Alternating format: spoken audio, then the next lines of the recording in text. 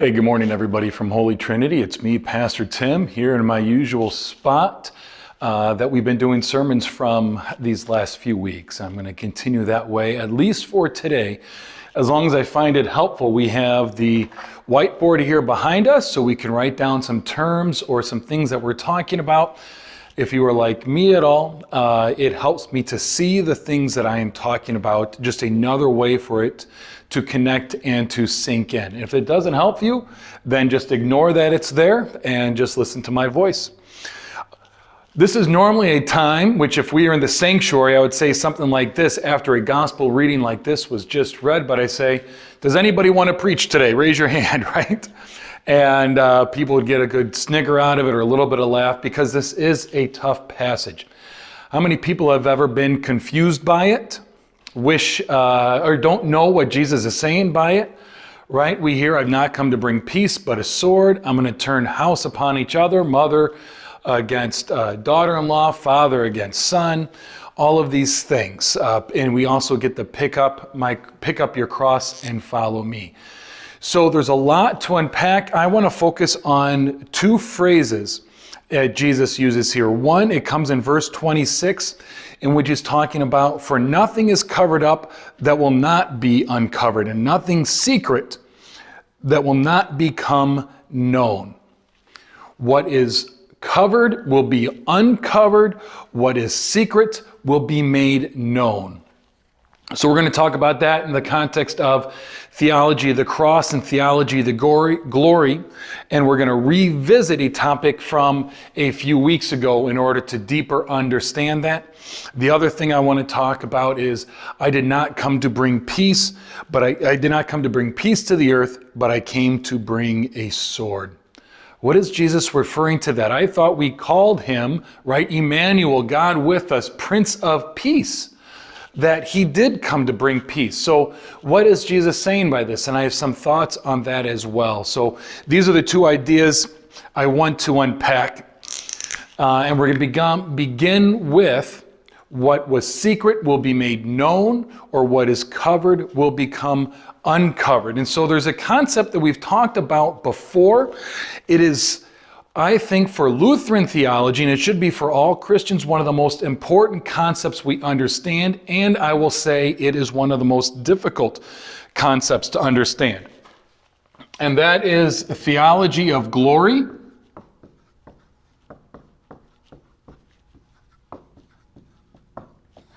and theology of the cross.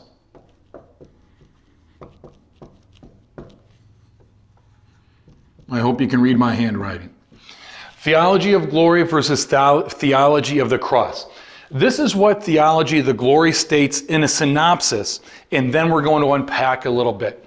Theology of glory calls an evil thing good and a good thing evil. All right? Calls evil good,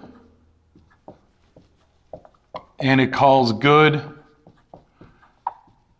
evil. So, to me, this is what we would rather believe, right? We want to lie about certain things to make, to make us feel better about ourselves and the way things are. So we will take things that really are not good for us, that we call evil, and we will call them good because we like them. And we will take things that are good for us, but because we don't like it, we're going to call them evil. Easy way, I don't know if this works. I'm now thinking off the top of my head, right? What about food? We do this all the time with food. You notice how things get prepackaged or labeled to make you think it is actually a good thing. You have a bag of chips and it'll say no trans fat, or it'll say fat free, or something along those lines that make you think what really is unhealthy for you is healthy for you. We're lying to ourselves because we really want these things. And we enjoy them, and they satisfy us in a way in which maybe a bag of carrots doesn't, but we know the bag of carrots is better for us. So we'll say, you know what? The bag of carrots isn't filling. I need something else to eat because I'm not going to be satisfied from what really is good for me, right? Do you see how we do that? It calls an evil thing good and a good thing evil, right there in a demonstration of food. Theology of the cross, if this is calling things something it's not, a theology of the cross calls a thing what it is.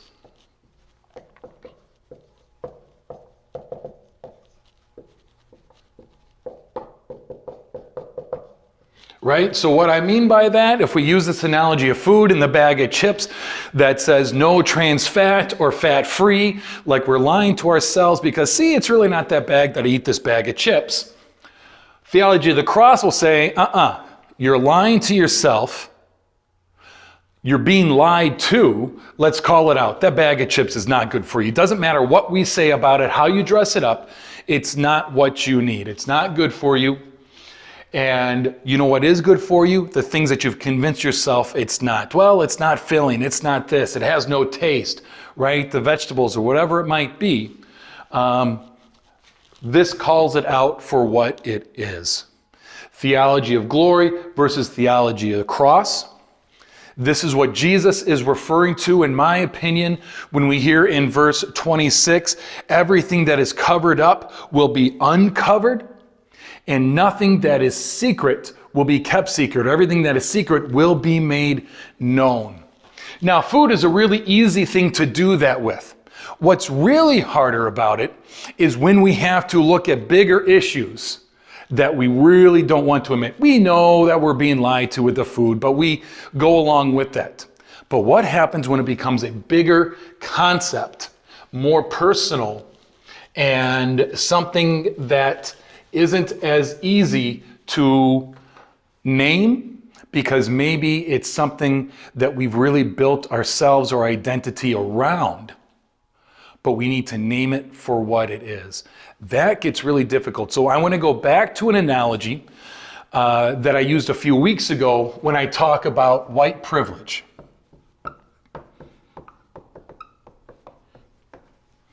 And if you remember, I used a couple different analogies when trying to explain white privilege. I talked about playing basketball, and height is a huge privilege in basketball. It makes the work I do mean that much more. Doesn't mean that you don't do work, but what it's getting at is equal work does not mean equal results. The other one that seems to have tracked with more people that I want to talk about here is running with the wind at your back. Right? Running with the wind at your back.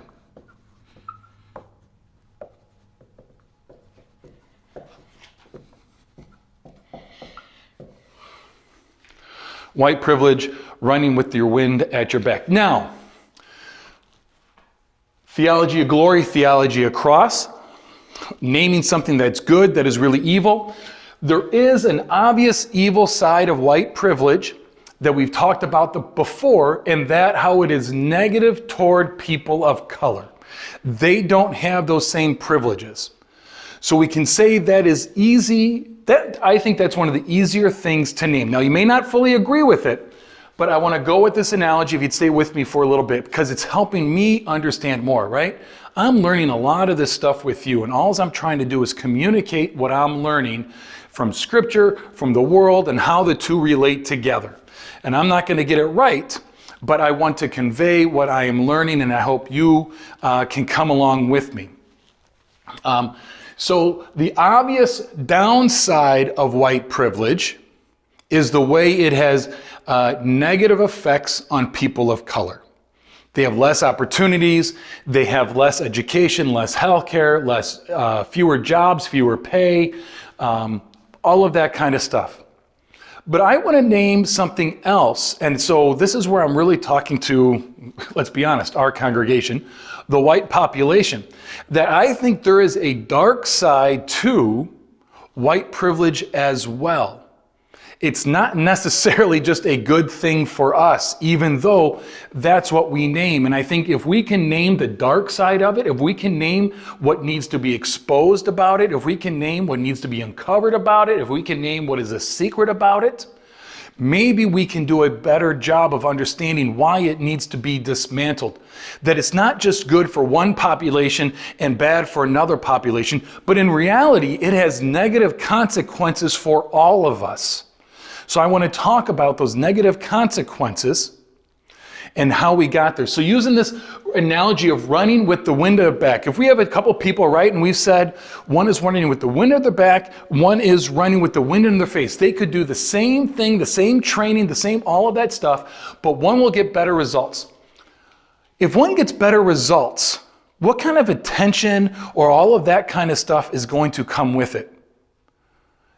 They're going to get noticed more. They're going to get more opportunities, right? If there's a company that's looking to sponsor somebody, they're going to go with somebody at the wind of their back. So if you have white privilege and you're going to get more opportunities, right? You're going to get maybe better jobs.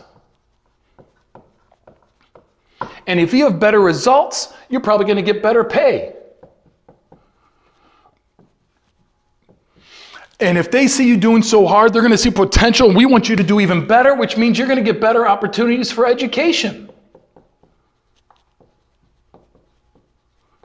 If you get hurt, oh my gosh, they got to get you better to get you back on the way, so you're going to get better health care.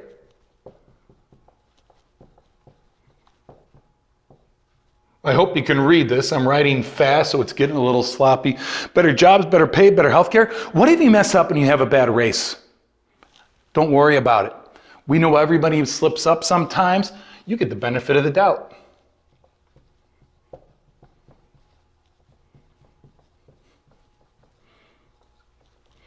Do you see what's happening? Somebody with the wind at their back. Do you see how it's cyclical? And when you get all of these things, you get more of them.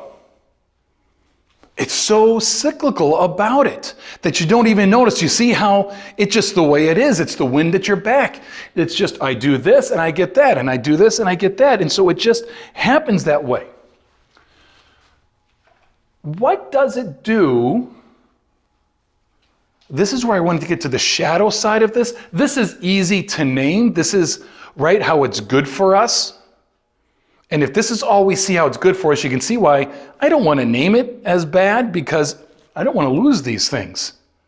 So the system is better if it's the way it is. And people just need to do more of what I'm doing.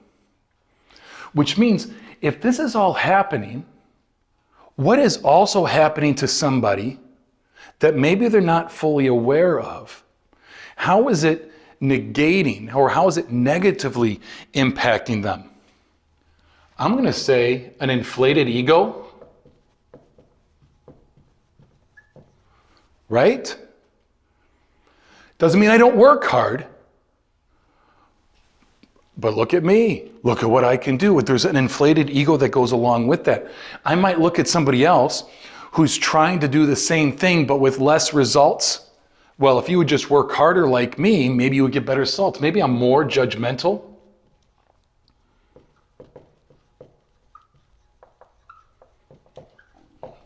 Do you see what I mean? So there's a shadow side to it. It makes me more judgmental. Maybe because I see what I have and I don't see what's going on there, I become less compassionate.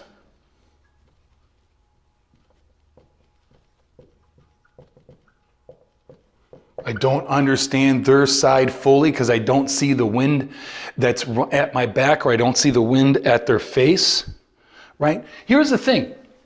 I can still be a huge cheerleader for those other people that are running and want what's best for them. That's the thing. It doesn't mean that you're anti everybody else. But it means even when you're cheering, you don't fully understand what's going on because you still have all of these things. You can still be pro everybody else, but have a bigger ego than you need to be. Be more judgmental. Be less compassionate. And let's be honest, there are some things that occur with it that maybe you're not a big cheerleader. You know, maybe you're less generous because somebody, you got just have to work harder. That could even go into the category of greedy, right? All of these things. And I don't know about you. When I think about the person I want to be, When I think about the person that God has created us to be, and I look at the way that perhaps white privilege has influenced me unknowingly, is this who I want to be? Let's be honest, I have a big enough ego as it is. Do I need a bigger ego? It's easy to be judgmental. Do I need help to be more judgmental? Do I want to be less compassionate or empathetic? Right? Do I want to be less generous, or do I want to be greedy and think it's all for me? We've already talked before in the past. Money is a needed thing, but money has a negative effect on us. And the more that you earn, the greater of that negative effect is.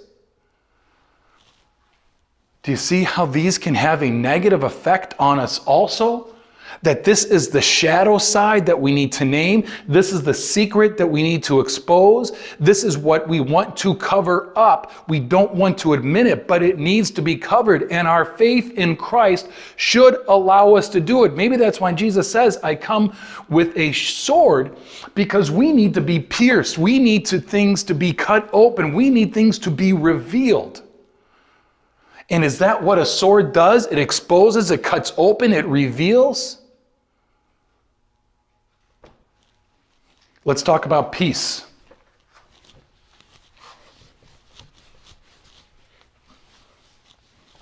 What is the peace that we think we have or that we're striving for? And what is the peace that I think Jesus does bring, that God does bring through Jesus? So when we hear Jesus refer to, I didn't come to bring peace, I think it is Jesus didn't come to bring the peace that we so desperately cling to, or we think we so desperately need, but there's a deeper peace. So let's talk about peace. To use I'm going to get to that quote from Martin Luther King later. Normally peace, if we have peacetime in the world, we generally consider something peacetime if what isn't going on. If there's not war, right? Peace means an absence of war. It avoids conflict. Do you see what I'm getting at, right? Peace is more of, our peace is, can't we all just get along? Can't we all just get along?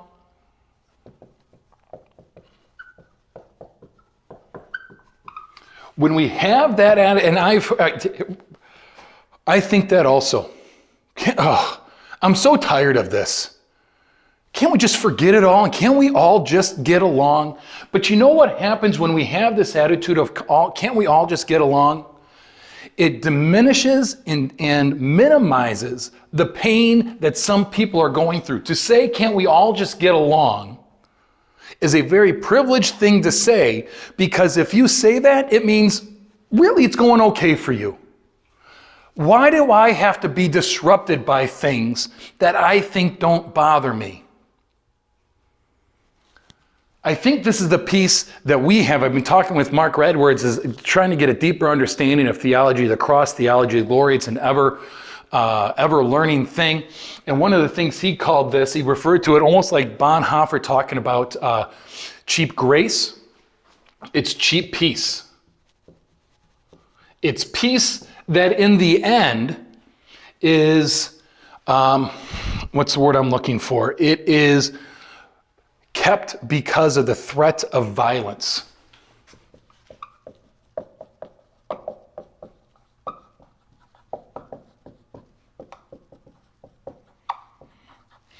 And if we only have peace under the threat of violence, is that real peace? So this is where there's a quote by Martin Luther King Jr. when he talks about peace is not the absence of tension, but it's the implementation of justice. Peace is not the absence of tension, so we can put that absence of tension. Before I used war, right? But it's the institution of justice. So we'll call this cheap peace. Jesus didn't come to bring this peace. Jesus came to bring something else. Let's talk about God's peace. Right? To go by Martin Luther King, it's the institution or the implementation of justice.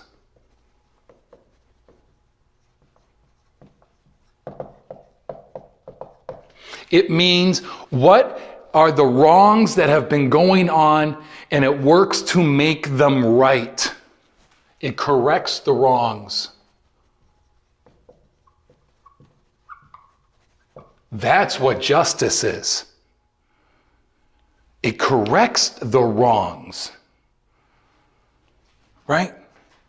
It's active. This kind of piece of it's all we can't just get along, I think you might say we want people to be passive.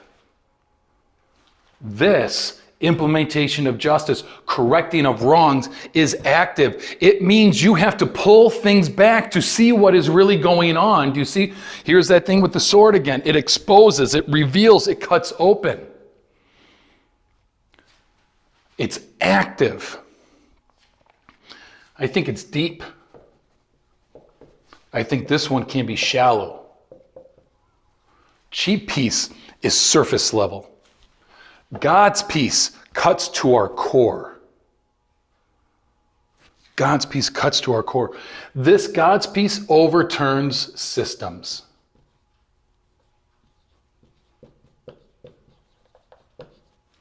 It overturns systems. Oh, here's the irony of God's peace. Getting to God's peace can be very divisive. Hence, what does Jesus say after he talks about, I have come not to bring peace, but to bring a sword? It means people are going to disagree on this because we'd rather settle for this. And so it's going to take these basic bonds that we have built our life around. Back then, family was who you are. There was no important way to identify yourself.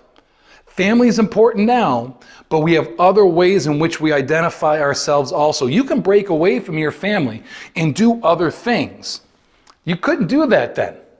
You couldn't survive or exist without that primal connection, physically, socially, in all ways to your family. Today we have options.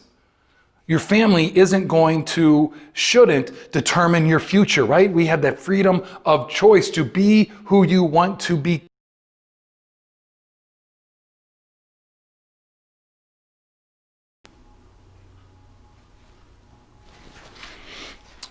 Be who you want to become. So the thing we need to ask ourselves is, what are those things that I need to confront, that I'm willing to settle for cheap peace, but God is bringing in God's peace? I also think this is where Jesus goes on to say, doesn't he? Lose your life.